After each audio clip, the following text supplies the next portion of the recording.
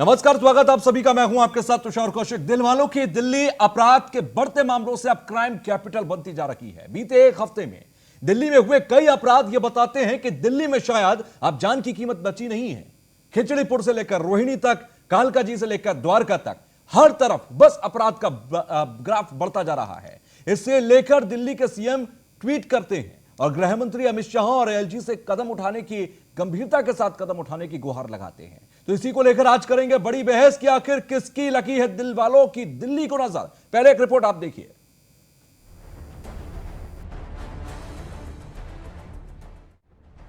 दिल्ली में कानून व्यवस्था के बिगड़ते, आपको क्या कभी भी अपने कार्यकाल में दिल्ली के अंदर काम करते वक्त यह महसूस हुआ कि देखिए राज्य सरकार संरक्षण दे रही है अपराधियों को और राज्य सरकार की वजह से दिल्ली पुलिस काम नहीं कर पा रही? ऐसा होता है क्या? नहीं, ऐसा ऐसा ऐसा कभी अपने जीवन में नहीं हुआ।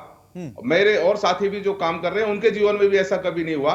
सरकार कोई भी सर पे रहे हमेशा ये चाहती है कि जो अपराधी तत्व उन पर अंकुश लगाया जाए। जहां तक राजनीतिक आक्षेप लगाने का सवाल है वो एक दूसरे पे लगाते रहते हैं।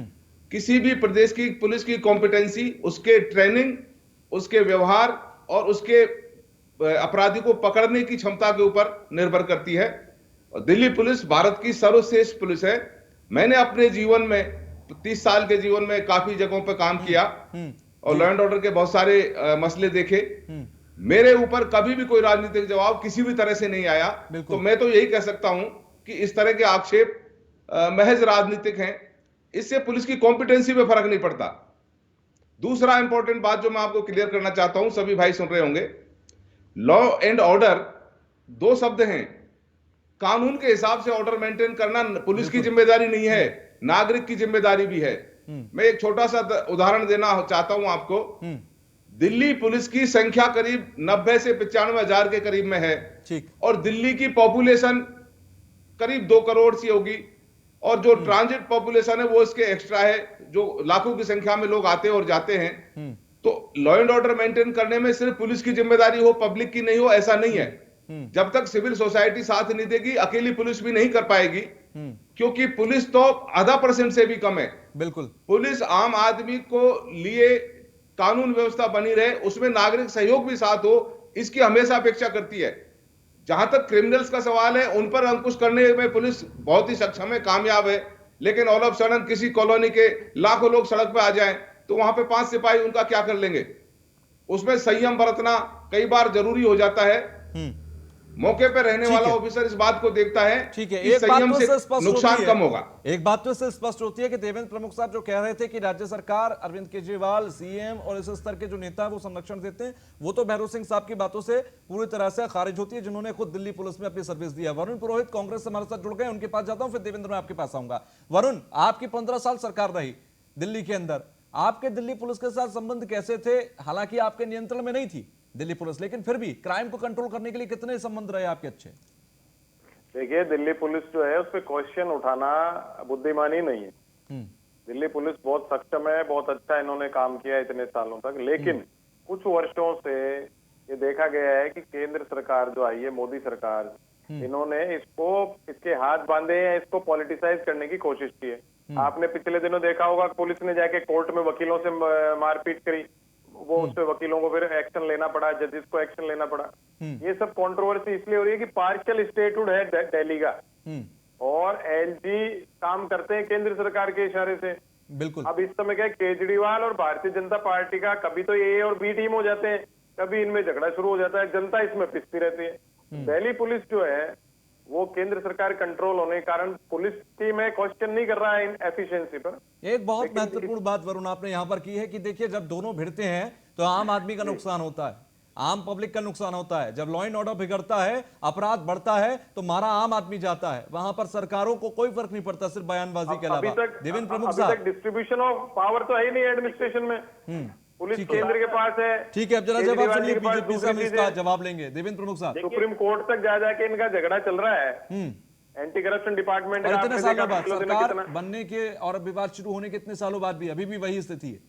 अभी वही स्थिति है जो केंद्र सरकार को इसको स्पष्ट करना चाहिए। क्लियर कर देना चाहता हूं कि आपने भैरव सिंह साहब को सुना है, अच्छे से उन्होंने स्पष्ट किया कि दिल्ली पुलिस पर एलिकेट करना बिल्कुल गलत है। बिल्कुल। कांग्रेस के मित्र को सुना, लेकिन एक सीधी जो बात कि ठीक है, सेंटर में भारतीय जनता पार्टी की सरकार है, इसमें कोई संशय वाली बात नहीं है, और दिल्ली में जो सरकार है वो सवाल उठा रही है बार बार। बात इस पर है कि वहां कानून व्यवस्था, मैं स्पष्ट कह रहा हूं कि आपने किसान धरने में जो देखा था, गाजीपुर जो बॉर्डर है दिल्ली का, जहां से मैंने आपका इशारा देख लिया, करें आता हूं। दिल्ली पुलिस से समझौता करने के बाद गारंटी ली लॉ एंड ऑर्डर में साथ देने के लिए, जो डीसीपी साहब सर ने बिल्कुल स्पष्ट कहा है कि दिल्ली पुलिस की जिम्मेदारी नहीं बनती, हम सबकी बनती है। अरे 400 जवान आपने दिल्ली पुलिस के 40 मिनट में घायल कर दिए है, तो क्या दिल्ली आपकी जिम्मेदारी? आप जो वहां जाकर धरने पर प्रदर्शन दे रहे हैं और वहां पानी के वो भेज रहे हैं घायल करने वाले लोगों को, मैं किसानों पर उंगली नहीं उठा रहा, स्पष्ट कर रहा हूं, वो कौन लोग थे जो लाल किले पर झंडा चढ़ा रहे थे और दिल्ली का मुख्यमंत्री उनका खड़ा होकर सपोर्ट करता है? किसकी जिम्मेदारी? गलत वर्जन मत करिए आप, गलत वर्जन मत करिए आप। भारतीय जनता पार्टी को सेव करने की जरूरत नहीं है आपको केंद्र सरकार की। उसका घर तक आप जाने की हिम्मत नहीं करते, क्यों दिल्ली को अराजकता बना दिया आपने? दिल्ली देश की राजधानी है, दिल्ली देश का दिल है। भाई आम आदमी के साथ क्राइम होता है उसकी बात करिए ना, आप किसानों की बात को डाइवर्ट कर रहे हो बहस को। आम आदमी जो परेशान हुआ है उससे क्या करोगे? 2 करोड़ की आबादी है सिर्फ दिल्ली की, आप तक वो समझ नहीं रही। ठीक है, जरा घरेन साहब को बोलने देते हैं। ठीक है, किसानों का समर्थन करते हैं। ठीक है, आप जिस पर आरोप लगा रहे हैं जरा सुन तो लीजिए उनका भी क्या कहना है। ठीक है देवेंद्र प्रमुख साहब, अब सुनिए जरा घनेन साहब को। घनेन जी, बोलते रहेंगे ऐसे ही, कोई इनको पता तो है नहीं कहां से उठ के आगे, इनको कुछ नहीं पता। तुम्हें बात लेकिन निजी आक्षेप मत करिए घनेन साहब, मेरा आपसे भी दरख्वास्त है। मैं इनकी बात का जवाब दे रहा हूं। चर्चा भटक जाती है निजी आक्षेपों की वजह से, मैं तो रिक्वेस्ट कर रहा हूँ भारद्वाज जी और प्रमुख साहब, दोनों निजी आक्षेप से बचिए। विरोधी है वो, गरीब का मैं विरोधी बता है। रहा हूं, इन्हें ये हजम इसे नहीं तमीज होता सिखाइए कि आदमी कौन है। अरविंद केजरीवाल ने उठा किसानों कर को लाया, बैठने के लिए सिंधु अरे उठाएगी तुम्हारी पार्टी में से। वाईफाई या खाकर नेता बनते हैं, जमीन जान कराते हैं हम लोग तुम्हारी किसानों के क्या साथ औकात? और किसानों का खड़े रहेंगे। इन्होंने बात करी लाल किले की, अरे लाल किले पे जिस आदमी ने देश के तिरंगे का अपमान करा वो कौन था? दीप सिद्धू। दीप सिद्धू कौन है? दीप सिद्धू तुम्हारा रिश्तेदार है। सन्नी देओल और तुम्हारा हेमा है। मालिनी का पारिवारिक हमने रिश्ता है। जेल में कर उनका दिया घर आपको। का रिश्ता है। वो दीप सिद्धू जाता है जिसकी फोटो प्रधानमंत्री के साथ है, जो अरे प्रधानमंत्री के खड़ा होकर साथ फोटो तुम्हारे खिंचवाता है। मुख्यमंत्री की फोटो भी है। सिद्धू जाके तिरंगे का तुम्हारे मुख्यमंत्री की फोटो है। भारतीय क्या जनता वो भी पार्टी दीप के सिद्धू है? दे देते क्या वो भी किसानों को क्रिमिनल बदनाम है? करने के लिए। असली और भारतीय बात तुम जनता हो लाल पार्टी किले की के। पुलिस, तुमने दिल्ली बनवाया पुलिस ने झंडा लाल भारतीय किले जनता पर। पार्टी की पुलिस तुमने बनवाया अमित दिल्ली शाह के पुलिस पर दबाव में दबाव। उसने जान तुमने के होना दिया दिया समर्थन कि दीप सिद्धू किसान के आंदोलन लोगों किस को। तरह कुचल जाए, तुम्हारी किसान वजह से आंदोलन किस हुआ तरह सब ये। सफल जाए। मैं दिल्ली पुलिस की गलती नहीं कह रहा, दिल्ली पुलिस पर अनावश्यक रूप से दबाव बनाया जाता है भारतीय जनता पार्टी के नेताओं द्वारा, अमित अरे शाह के तुम्हारी द्वारा। जवाब है आम क्या? आदमी पार्टी के विधायकों जवाब पे बताने FIR लगे। कर दो, आम आदमी पार्टी के विधायकों का अरेस्ट कर लो। दिल्ली के चुनाव मुख्यमंत्री के घर में जाके एक दिल्ली पुलिस का दरोगा रेड मार देता है और वहां कुछ भी नहीं मिलता। इस तरीके का व्यवहार दिल्ली पुलिस कर रहा है। दिल्ली के लोगों ने दोनों भाई को हारा है, अभी तक उस हार को बर्दाश्त नहीं कर पा रहे, करारी शिकस्त दी है। अभी भी इनके पेट में यही दर्द हो रहा है कि दिल्ली के लोगों ने अरविंद केजरीवाल और आम आदमी पार्टी को 70 में से 70 में से 5 प्रमुख साहब पहले सुन तो लीजिए। इनका दर्द प्रमुख साहब, अच्छे वक्ता होने के लिए अच्छे श्रोता होना बहुत जरूरी है, पहले सुन लीजिए वो क्या कह रहे हैं। लेकिन दिल्ली की कानून व्यवस्था की अगर जिम्मेदारी किसी की बनती है तो अमित शाह की बनती है। अगर दिल्ली में लॉ एंड ऑर्डर करेक्ट अब इस बात में तो कोई गुरेज नहीं होना चाहिए ना। पूरी तरह धाराशाही हुई है। प्रमुख साहब, जिम्मेदारी तो देखिए अमित शाह जी की है, यानी कि बीजेपी के प्रवक्ता आप हैं तो आपको बोलना पड़ेगा इस बात पर। कोई नैतिक अधिकार नहीं है। नहीं तो जिम्मेदारी का कम से कम एहसास तो कीजिए ना यहाँ पर। रोज मर्डर हो रहे हैं, रेप हो रहे हैं, और अमित आप शाह सियासी बयानबाजी कीजिए, कोई गुरेज नहीं है, नहीं।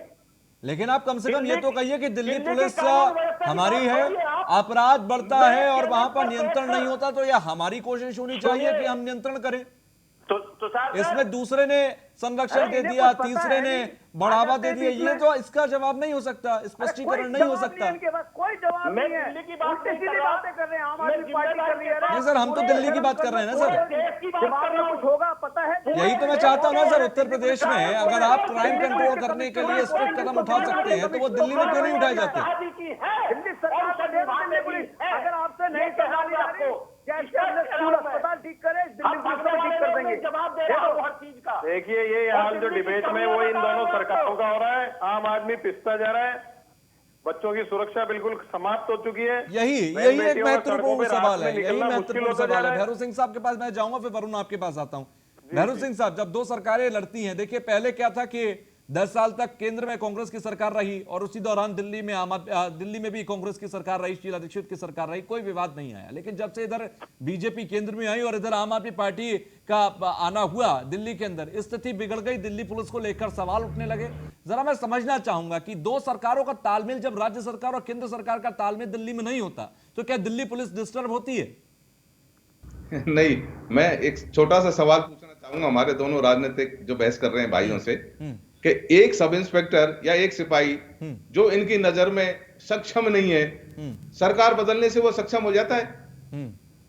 आज बीजेपी के कंट्रोल में है केंद्र सरकार, कल मान लीजिए दूसरी सरकार के कंट्रोल हो, तो हमारा जवान, हमारा जो सब इंस्पेक्टर है वो अब सक्षम नहीं है तो कल सक्षम हो जाएगा। बिल्कुल। इस तरह की जो सोच रखना है वो ठीक नहीं है।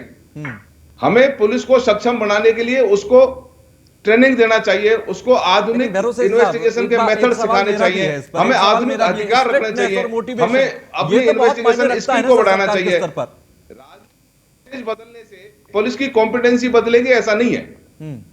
और मैंने आपको पहले भी क्लियर किया है कि राजनीतिक सरकारें बदलती रही हैं, ऑफिसर वही रहता है, तो उसको कॉम्पिटेंट बनाने का काम हमारा होना चाहिए, नहीं कि आक्षेप करने का। वो तो सरकारों के साथ बदलता है ना।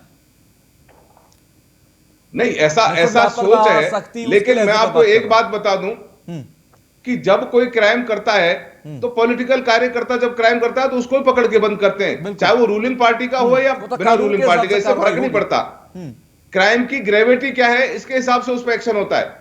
ऐसा नहीं है कि अब मेरी सरकार बन रही है, मेरे कार्यकर्ता मर्डर करें, हम पुलिस नहीं पकड़े, ऐसा कहीं की पुलिस नहीं करेगी। क्राइम की ग्रेविटी के हिसाब से एक्शन होना चाहिए, होता भी है। और पुलिस पर इस तरह के आक्षेप के दबाव में काम कर रही है, मैंने कभी महसूस किया नहीं।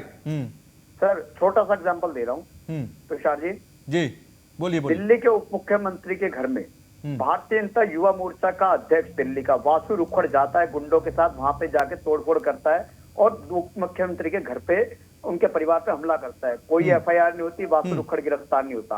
आदेश गुप्ता जो उनके भारतीय जनता पार्टी दिल्ली के अध्यक्ष हैं, उनके नेतृत्व में 200 गुंडे जाते दिल्ली जल बोर्ड के कार्यालय में तोड़फोड़ करते हैं। आदेश गुप्ता सीसीटीवी फुटेज में नजर आ रहा है, फिर भी आदेश गुप्ता पे कोई कार्रवाई नहीं होती, कोई एफआईआर में नाम नहीं होता।